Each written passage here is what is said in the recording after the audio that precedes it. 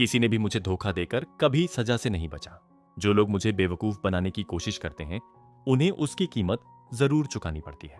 Courtroom में ऐसी खामोशी छाई हुई थी कि अगर कोई सुई भी गिरा देता तो उसकी आवाज किसी धमाके जैसी सुनाई देती। उस घुटन भरी खामोशी के बीच जहां सांस लेना भी मुश्किल लग रहा था, वादी कांप रहा था। उसका चेहरा सफेद पड़ चुका था। उसकी आंखें बेचैनी से इधर उधर घूम रही थीं, लेकिन फिर भी उसकी नजर एक ही जगह पर अटकी हुई थी। कुछ ही पलों में वह फैसला सुनाया जाने वाला था जो उसकी पूरी जिंदगी तय कर सकता था। दोनों हाथ प्रार्थना की तरह आपस में जोड़े हुए, वह ऐसा लग रहा था जैसे तनाव के बोझ से किसी भी क्षण गिर पड़ेगा। किसी तरह खुद को संभाले हुए वह जज की ओर देखता रहा। कोर्टरूम में मौजूद हर व्यक्ति की नजर उसी पर थी। आखिरकार जज के होंठ हिले। हम इसलिए दिनांक एक्स माह एक्स दिन दूनी XX को दायरवादी का दावा खारिज किया जाता है। आह! उसके होंठों से बस इतनी सी टूटी हुई सांस निकली। वह कुर्सी पर ढह गया और दोनों हाथों से अपना चेहरा ढक लिया, जबकि जज यांत्रिक स्वर में फैसले का शेष भाग पढ़ते रहे। कोर्ट क्लर्क प्रतिवादी को निर्णय की प्रति सौंपेगा और इस मामले को समाप्त घोषित किया जाता है। लेकिन अब वह कुछ नहीं सुन रहा था। उसकी उंगलियों के बीच से दिखाई देती खुली आंखें खालीपन से भरी हुई थीं। सर्दियों की हवा में कांपते सूखे पत्ते की तरह थरथराता हुआ वह आदमी अचानक फूट फूट कर रो पड़ा। हाँ, एक वयस्क आदमी छोटे बच्चे की तरह रो रहा था। डोमिनिक एल मिलर चुपचाप उसे देख रहा था। उस आदमी का टूटा हुआ चेहरा, उसकी निराशा, उसकी बर्बादी। डोमिनिक के थोड़े खुले हुए होंठ और सिकुड़ी हुई आंखें मानो इस दृश्य का आनंद ले रही थीं। ज्यादातर लोग इस बात पर यकीन नहीं करते, लेकिन यह सच था। उसकी बेहद नीरस जिंदगी में उसे सचमुच जीवित होने का एहसास केवल ऐसे ही क्षणों में होता था। उसकी नसों में हल्की सी सनसनी दौड़ जाती, नीचे पेट में धीमी सी गर्मी उठती। बस इतना ही। यही वह अधिकतम सुख था जिसे वह महसूस कर सकता था। वाकई कितनी उबाऊ जिंदगी थी। कुछ देर बाद जब उसने पुष्टि कर ली कि जज जा चुके हैं और मुकदमा पूरी तरह समाप्त हो चुका है, तब वह धीरे धीरे अपनी सीट से उठा।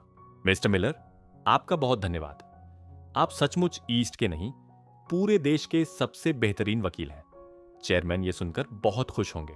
क्लाइंट ने बाकी वकीलों को पीछे छोड़ते हुए उसका हैंड मजबूती से पकड़ लिया। डोमिनिक ने केवल एक नजर उन लोगों पर डाली जो कंपनी की ओर से आए थे और जीत का जश्न मना रहे थे। फिर उसने दूसरे वकीलों की ओर भी एक सरसरी नजर डाली और बिना कुछ कहे वहां से निकल गया। मिस्टर मिलर, आप अभी जा रहे हैं? क्लाइंट के पूछने पर एक वकील ने जवाब दिया, हाँ, मिलर हमेशा ट्रायल खत्म होते ही चले जाते हैं।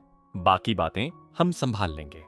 अच्छा, आदमी ने जाते हुए डोमिनिक की पीठ को देखते हुए धीरे से कहा, उनके करीब जाना काफी मुश्किल लगता है। हाँ, करीब मिलर के? क्यों? वकील ऐसे चौंके जैसे कोई अजीब बात सुन ली हो। आदमी झेंप गया, नहीं, मतलब संबंध अच्छे हों तो बुरा क्या है। हाँ, लेकिन चारों ओर देखते हुए एक वकील धीरे से बोला, मिलर किसी से दोस्ती नहीं करते। हम उनके साथ काम करते हैं, लेकिन उन्होंने हमारे साथ कभी कॉफी तक नहीं पी। शायद उन्हें लोग पसंद नहीं हैं। किसी ने फुसफुसाकर कहा। दूसरे ने तुरंत जोड़ दिया, मुझे तो लगता है वह हम जैसे आम लोगों के साथ उठना बैठना ही नहीं चाहते। आखिर इतने महान अल्ट्रा अल्फा जो ठहरे। उसके स्वर में व्यंग्य साफ था, लेकिन किसी ने विरोध नहीं किया, क्योंकि अंदर ही अंदर सब यही सोचते थे, वह आदमी पूरी दुनिया पर हंसता है। खुद पर छोड़कर कोर्ट हाउस के कॉरिडोर में चलते हुए डोमिनिक ने पीछे से आती आवाज सुनी। मुझे लगा कोर्टरूम में फेरोमोन्स छोड़ना मना होता है। उसने सिर घुमाया। अनकटी दाढ़ी वाला एक रिपोर्टर मुस्कुराते हुए उसकी ओर बढ़ रहा था। डोमिनिक ने फिर नजर फेर ली और चलता रहा।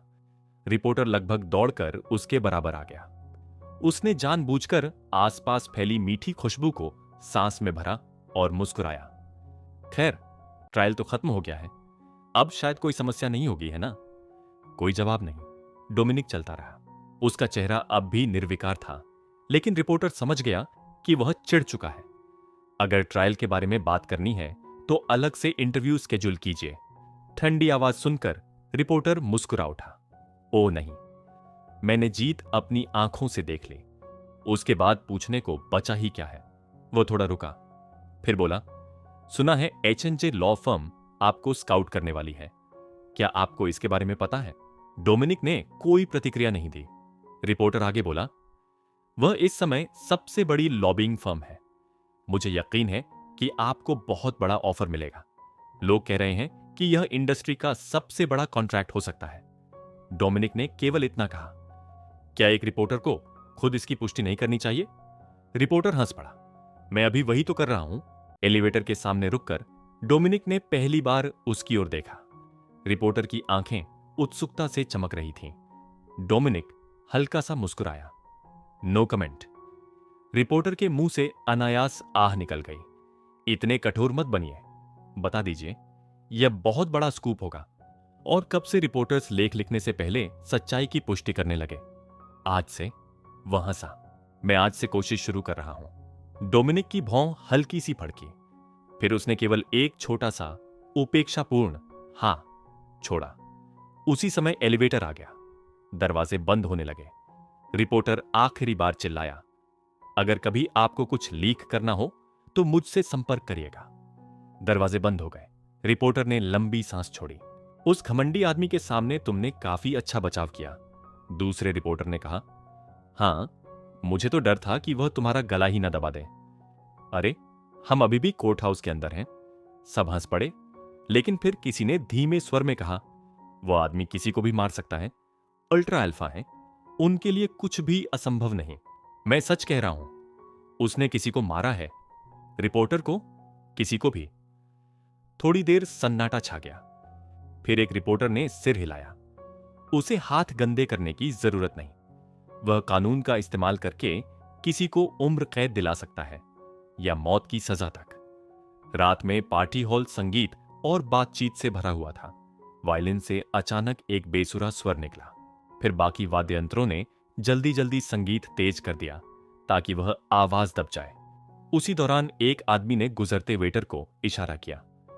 उसने ट्रे से शैंपेन उठाई और मुस्कुराकर कहा, एक और जीत के नाम। बधाई हो, मिलर। बगल में खड़ी महिला ने शालीन मुस्कान के साथ कहा। डोमिनिक ने अभ्यास की हुई मुस्कान दी। धन्यवाद।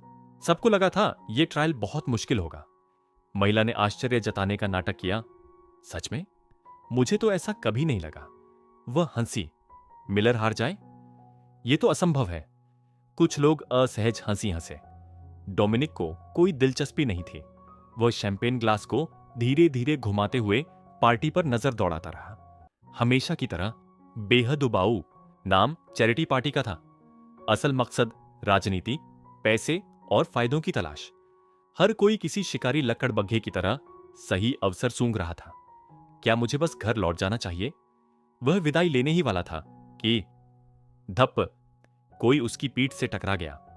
अचानक हुए धक्के से वह एक कदम आगे लड़खड़ा गया और शैंपेन छलक गई। आह! नीचे से लगभग चीख जैसी आवाज आई। सहज प्रतिक्रिया में उसने सामने गिरते शरीर को थाम लिया। सबसे पहला विचार जो उसके मन में आया, हल्का, बहुत हल्का। उसकी बाहों में मानो कोई वजन ही नहीं था। भौहें सिकोड़कर उसने नीचे देखा और उसकी नजर उस आदमी से मिली जिसने अभी सिर उठाया था। हल्के भूरे बाल, हेजल आंखें। कद शायद सामान्य था, लेकिन डोमिनिक 2 मीटर से भी अधिक लंबा था, इसलिए वह उसके शोल्डर तक भी नहीं पहुंचता था। पतला लंबा शरीर, ऐसा जैसे किसी बैलेट डॉल को जीवित कर दिया गया हो। वह धीरे से पलकें झपकाता रहा और उसी क्षण जब उसके हल्के खुले लिप्स से सांस जैसी एक धीमी ध्वनि निकली, दुनिया का सारा शोर गायब हो गया। सब कुछ एक पल, सिर्फ कुछ सेकंड, लेकिन डोमिनिक को ऐसा लगा जैसे समय रुक गया हो, जैसे वह अनंत काल तक उसी क्षण में फंसा रहा हो। फिर उस आदमी की भौहें हल्की सी सिकुड़ी और अचानक सारी आवाजें वापस लौट आईं। समय फिर चल पड़ा, इतनी तेजी से कि डोमिनिक को हल्का चक्कर महसूस हुआ। मुझे माफ कीजिए। वह आदमी विनम्रता से मुस्कुराया। मैं सामने नहीं देख रहा था। डोमिनिक ने धीरे से उसे छोड़ दिया। जिस गर्माहट को उसने अब भी महसूस किया था, वह एक झटके में गायब हो गई। उसकी बाहों में केवल खालीपन बचा। कोई बात नहीं। आदमी ने हैंडकरचीफ निकाला। रुकिए, मैं साफ कर देता हूं। डोमिनिक ने उसका हैंड एक तरफ कर दिया। जरूरत नहीं। वह मुड़कर जाने लगा। Excuse me. आवाज फिर पीछे से आई। इस बार वह आदमी जल्दी से उसके पास आ गया और एक बिजनेस कार्ड उसकी ओर बढ़ाया। मैं आपके सूट का मुआवजा देना चाहता हूं, कृपया मुझसे संपर्क कीजिए। डोमिनिक ने कार्ड नहीं लिया, वह केवल उसके चेहरे को देखता रहा, फिर धीरे से दोहराया, मुआवजा? जी। वह मुस्कुराया। ड्राई क्लीनिंग या अगर जरूरत हो तो नया सूट भी। डोमिनिक के होंठ धीरे धीरे मुड़े। वह मुस्कुरा नहीं रहा था, उसकी आंखों में केवल तिरस्कार था। तुम मुझे पैसे दोगे? उसकी आवाज धीमी थी। मुझे? एक पल के लिए वह आदमी चुप हो गया। डोमिनिक की दिलचस्पी समाप्त हो चुकी थी। वह मुड़ा और वहां से चला गया। इस बार वह आदमी उसके पीछे नहीं आया, लेकिन डोमिनिक अच्छी तरह जानता था, वह अब भी उसकी पीठ को देख रहा था। Dominic Miller's POV. तुमने फिर से बहुत अच्छा काम किया मिलर। लॉ फर्म का रिप्रेजेंटेटिव खुद मेरे ऑफिस तक आया था। उसके चेहरे पर चमकती हुई मुस्कान थी और उसने मेरी तरफ हैंड बढ़ाया। डेस्क के पीछे से निकलकर मैंने भी प्रोफेशनल स्माइल के साथ उसका हैंड थाम लिया। अगले ही पल उसने मुझे गले लगा लिया और मेरी बैक थपथपाने लगा, जैसे वो इसी पल का इंतजार कर रहा हो। मुझे इस तरह का फिजिकल कांटेक्ट कभी पसंद नहीं था, बल्कि सच कहूं तो मैं इससे नफरत करता था। लेकिन मेरी अच्छी तरह सोशलाइज्ड रैशनैलिटी उस अप्रिय एहसास को हमेशा की तरह शांत कर देती थी। सही समय पर मैं उससे अलग हुआ, सहजता से उसका हैंड छोड़ा और हल्की मुस्कान के साथ उसकी ओर देखा। रिप्रेजेंटेटिव अपनी खुशी छिपा नहीं पा रहा था और लगातार मेरी तारीफ की जा रहा था। तुम हमेशा की तरह सबसे बेहतरीन हो। हर बार कोई ना कोई बड़ा धमाका कर देते हो। आखिर तुम पार्टनर लॉयर बनने का ऑफर बार बार क्यों ठुकराते हो? अभी जो मिल रहा है उससे कहीं ज्यादा पा सकते हो। उसकी साफ दिखाई देती निराशा को देखते हुए मैंने बस सीधा जवाब दिया, मैं अभी जैसा हूं उससे काफी खुश हूं। तुम हमेशा यही कहते हो। वह कड़वाहट से जीभ क्लिक करता हुआ भौहें सिकोड़ बैठा। अगर कभी किसी दूसरी लॉ फर्म से ऑफर मिले तो मुझे सबसे पहले बताना। वे जो कंडीशंस देंगे मैं उससे बेहतर दूंगा। मैंने इस बात पर ज्यादा ध्यान नहीं दिया। मैं यह बात पहले भी अनगिनत बार सुन चुका था। वह सच बोल रहा था या नहीं, इससे कोई फर्क नहीं पड़ता था। अगर मैं जाना चाहता तो किसी की भी विनती मुझे रोक नहीं सकती थी। अब जब केस खत्म हो गया है, तुम्हें फिर वेकेशन लेना पड़ेगा, है ना? कब जा रहे हो? शायद वह बेकार की बातें करके मेरा मूड खराब नहीं करना चाहता था, इसलिए जल्दी से टॉपिक बदल दिया। मैंने बिना हिचक जवाब दिया, ऑफिस का काम साफ सुथरा होते ही लगभग 2 हफ्ते आराम करने का सोच रहा हूं। 2 हफ्ते? समझ गया। उसने सिर हिलाया और माहौल हल्का करने के लिए गहरी सांस ली। तो अच्छी तरह आराम करना, काम को पूरी तरह भूल जाना और दिमाग खाली कर देना। वाह हाँ। अपनी जोरदार हंसी छोड़ते हुए वह मुड़ा। तभी उसकी नजर टेबल पर रखी चेसबोर्ड पर गई। यह कहां तक पहुंची? व्हाइट जीत रहा है क्या? अभी नहीं। मैंने भी चेसबोर्ड की तरफ देखते हुए जवाब दिया, ट्रायल की वजह से ध्यान नहीं दे पाया, जल्द ही खत्म कर दूंगा। सही है, उसे पूरी तरह कुचल देना, बिल्कुल वैसे ही जैसे कोर्ट में करते हो। मुट्ठी उठाकर हवा में लहराते हुए वह बाहर चला गया और आखिरकार मैं अकेला रह गया। एक छोटी सी सांस छोड़कर मैं अपनी सीट पर वापस बैठा और कंप्यूटर व्यवस्थित करने लगा। तभी बेल बज उठी। मैंने स्पीकर बटन दबाया और संक्षेप में जवाब दिया। दूसरी तरफ से सेक्रेटरी की आवाज आई, मिस्टर मिलर, आपसे मिलने कोई आया है। उनका नाम एशली डॉसन है। मैं बिना कुछ कहे फोन को घूरता रह गया। सेक्रेटरी ने आगे कहा, वह कह रहे हैं कि आपकी मुलाकात एक पार्टी में हुई थी। आपके सूट पर दागों लग जाने के लिए माफी मांगना चाहते हैं। तभी मुझे याद आया, वही आदमी जिसने बेहिचक मुझे पैसे ऑफर किए थे। अचानक यहां आने का क्या मतलब था? वह आखिर खेल क्या रहा था? मैंने आंखें संकरी कर लीं और फोन की तरफ देखा। मेरे एक शब्द पर वह खाली हाथ वापस भेज दिया जाता, शायद फिर कभी दिखाई भी न देता और वहीं सब खत्म हो जाता। बुरा नहीं होता, लेकिन उसी क्षण मेरे भीतर एक अजीब सा इंपल्स जागा, प्लीज कॉन्टैक्ट मी। मेरे हल्के से खुले लिप्स से निकली वह आवाज, जैसे दोबारा मेरे कानों में फुसफुसाई। स्पीकर बटन पर उंगली रखे मैं कुछ देर चुप बैठा रहा, फिर धीरे से बोला, उसे अंदर भेज दो। मैंने कॉल काट दी। ज्यादा देर नहीं लगी, दरवाजे पर नॉक हुई। मैं चुपचाप देखता रहा कि डोर खुला और वही आदमी अंदर आया जिसकी मुझे उम्मीद थी। हेलो। मैं अपनी जगह से नहीं उठा, बस उसे देखता रहा। वह मुस्कुराया तो उसकी लंबी आइज आधी चांद की तरह मुड़ गईं, केवल एक पल के लिए।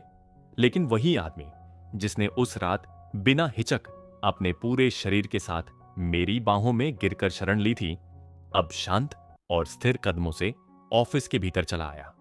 डेस्क के सामने रुककर उसने हैंड बढ़ाया। मुझसे मिलने के लिए धन्यवाद। मैं एशली डॉसन हूं।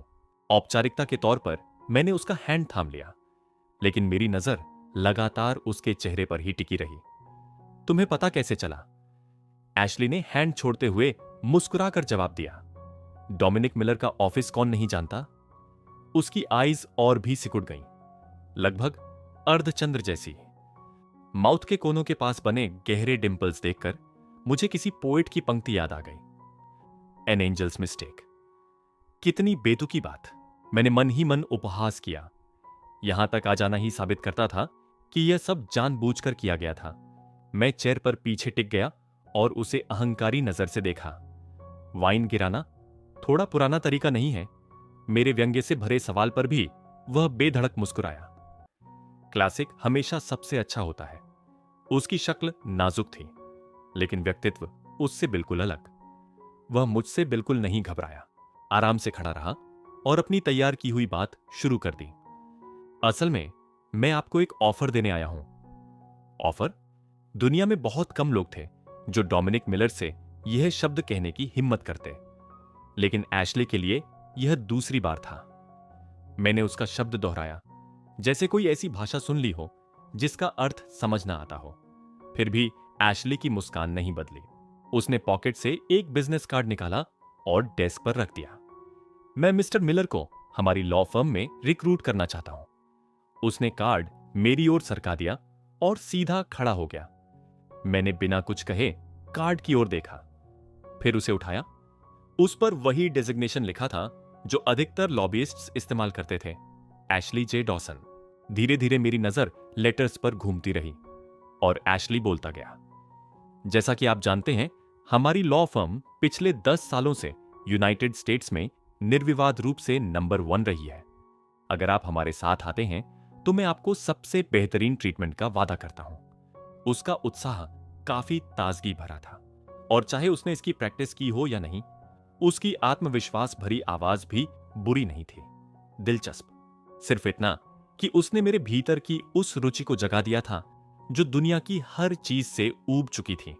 मैंने संक्षेप में पूछा, हाउ?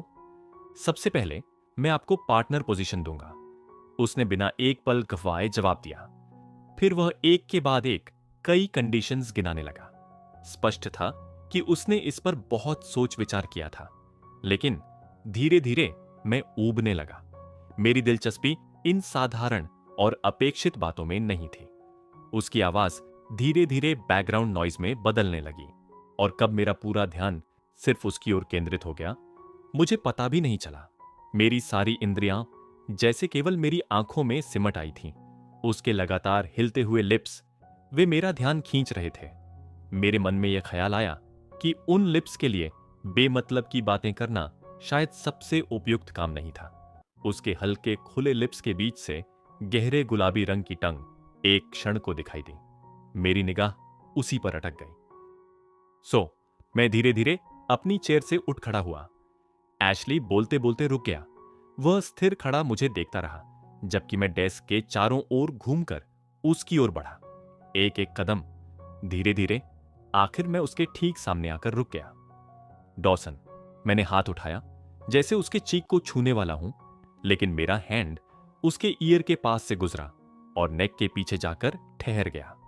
क्या तुम्हें लगता है कि उन कंडीशंस को सुनकर मैं इतना खुश हो जाऊंगा कि मेरी आंखों में आंसू आ जाएंगे?